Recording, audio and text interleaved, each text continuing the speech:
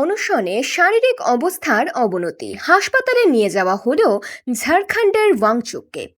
Jharkhand public service commission এবং Jharkhand staff selection কমিশনের নিয়োগ পরীক্ষায় ভুরি ভুরি অনিয়মের অভিযোগ উঠেছে। এই ঘটনায় ফুঁসে উঠছেন হাজার হাজার পরীক্ষার্থী। হেমন্ত সোরেন সরকারের বিরুদ্ধে 2 সপ্তাহেরও বেশি সময় ধরে প্রতিবাদ করছেন তারা। শিক্ষা দুর্নীতির প্রতিবাদে উত্তপ্ত ঝাড়খণ্ড। টানা 9 দিন ধরে অনশনে সে রাজ্যের ছাত্রনেতা দেবেন্দ্রনাথ মাহাতো। অবশেষে সোমবার তাকে ভর্তি করানো হলো হাসপাতালে। সূত্রের খবর, এই দিন তার শারীরিক অবস্থার অবনতি হয়। তারপরে দেবেন্দ্রনাথ তথা ঝাড়খণ্ডের ওয়াংচুককে নিয়ে যাওয়া হয় হাসপাতালে। হাসপাতাল সূত্রে খবর, দেবেন্দ্রনাথের রক্তে শর্করার মাত্রা অস্বাভাবিকভাবে কমে গিয়েছে। বর্তমানে তিনি জরুরি বিভাগে চিকিৎসাধীন। ইন্দিরা হত্যাকারীর ছেলে লড়বেন পাঞ্জাব ভোটে। প্রার্থী তালিকা ঘোষণা অকালি দল ওয়ারিসের। বাসি পাঠানা বিধানসভা কেন্দ্রে প্রার্থী করা হয়েছে সতবন্ত সিংকে।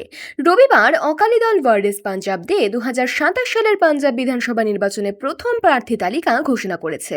বাসি পাঠানা বিধানসভা কেন্দ্রে প্রার্থী করা হয়েছে সতবন্ত সিংকে। এই সতবন্ত হলেন কেহার সিং এর পুত্র, যাকে প্রাক্তন প্রধানমন্ত্রী ইন্দিরা গান্ধী হত্যাকাণ্ডে জড়িত থাকার দায়ে মৃত্যুদণ্ড দেওয়া হয়েছিল। বলাই বাহুল্য, পাঞ্জাবের রাজনীতিতে এই ঘটনা তাৎপর্যপূর্ণ বলাই বাহুল্য।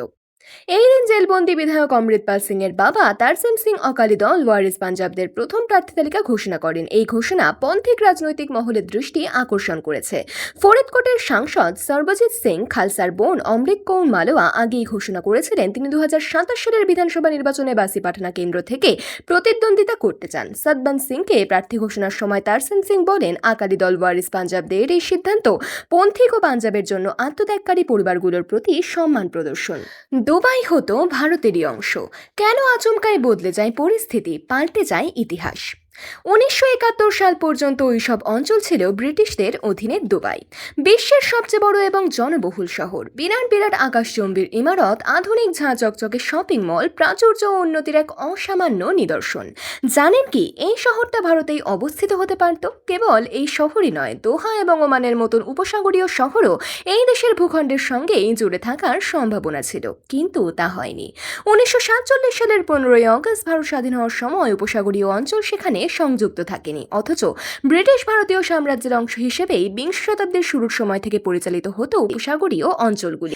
20 শতাব্দীর গোড়ার দিকে পরিস্থিতিটা এইরকমই ছিল। সেইখানে বৈধ মুদ্রা হিসেবে ব্যবহৃত হতো ভারতীয় টাকা। ভারতের মতোই সেখানেও মোতায়েন ছিল ভারতীয় সেনা। আর এমনটাই ছিল 1947 সালের 1 এপ্রিলের আগে পর্যন্ত। ওই দিন থেকেই বিভাজনের প্রাক্কালে ব্রিটিশ কর্মকর্তারা সিদ্ধান্ত নেয় উপসাগরীয় আরব অঞ্চলগুলির দায়িত্ব ভারত পাকিস্তানকে দেওয়া হবে না। তাই ওই অঞ্চলগুলিকে এই দেশের প্রশাসনিক কাঠামো থেকে সরিয়ে নেওয়া হয়। ফলে কয়েক মাস পরে যখন ভারত স্বাধীন হলেও তখন আর দুবাই সহ ওই অঞ্চলের কোনো জনপদই ভারতের সঙ্গে যুক্ত থাকলো না। 1971 সাল পর্যন্ত ওই সব অঞ্চল ছিল ব্রিটিশদের অধীনে। ভারতের স্বাধীনতার ঠিক আগে নেওয়া ব্রিটিশ সিংহর সিদ্ধান্তে আবুধাবি, দুবাই, কাতার, বাহরিন, কুয়েতের মতন শহরগুলো আলাদা উপসাগরীয় স্টেট হিসেবেই গড়ে ওঠে। শেষ হয়ে যায় তাদের ভারত বা পাকিস্তানের অংশ হওয়ার সম্ভাবনা। যন্তর মন্তরে গুলি চলেনি, আম জনতাকে ভুল বোঝাচ্ছেন রাহুল গান্ধী, দাবি নাড্ডার। কংগ্রেসের অবস্থান নিয়ে প্রশ্ন তুলে নাড্ডা বলেন, বিভিন্ন বিষয় বিতর্কের জন্য বারবার দাবি জানানো সত্ত্বেও রাহুল গান্ধী কেন আলোচনা এড়িয়ে যাচ্ছেন। যন্তর মন্তরে পড়ুয়াদের আন্দোলনের সময় গুলি চলেনি। লোকসভার বিরোধী দলনেতা রাহুল গান্ধী মিথ্যে দাবি করে জনতাকে বিভ্রান্ত করছেন।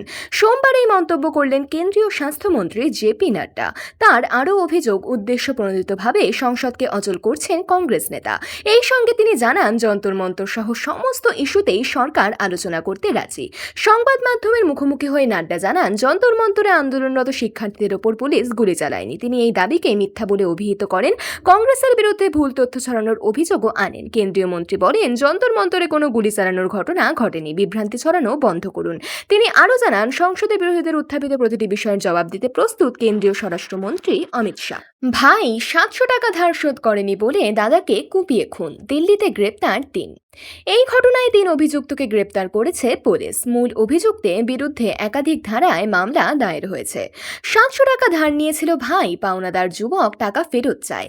এই নিয়ে 30 বছরের দাদার সঙ্গে তুমুল বচসা বাঁধে। একসময় মেজাজ হারিয়ে পাওনাদার ব্যক্তি ছুরি দিয়ে কুপিয়ে হত্যা করে দিল্লির রোহিণীর বাসিন্দা যুবককে। মাত্র 700 টাকার জন্য খুনের ঘটনায় তীব্র চাঞ্চল্য ছড়িয়েছে এলাকায়। পুলিশ জানিয়েছে, মৃত ব্যক্তির নাম মুকেশ যাদব। মুকেশের ভাই সতীশ 700 টাকা ধার নিয়েছিল টোটো চালক সচিন ওরফে সাগরের কাছ থেকে। সচিন অনেকদিন ধরেই ধারের টাকা ফেরত চাইছিল। রবিবার বেগমপুর বিহার এলাকায় তার মুখোমুখি হয় সতীশ, সঙ্গে ছিলেন মুকেশও। টাকা চায় সচিন, বলে এক্ষুনি দিতে হবে। সেই সময় ভাইয়ের পাশে দাঁড়িয়ে বচসায় জড়ান মুকেশ। একসময় হাতাহাতি শুরু হয়।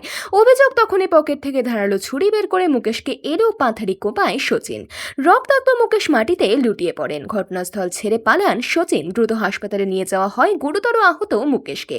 সোমবার ভোরে চিকিৎসাধীন অবস্থায় মৃত্যু হয়েছে তার। এই ঘটনায় সচিন সহ 3 অভিযুক্তকে গ্রেপ্তার করেছে পুলিশ। তদন্তকারীরা জানিয়েছেন, টোটো চালক সচিনের বিরুদ্ধে এর আগে চুরির অভিযোগ রয়েছে। তার বিরুদ্ধে একাধিক ধারায় মামলা দায়ের করা হয়েছে।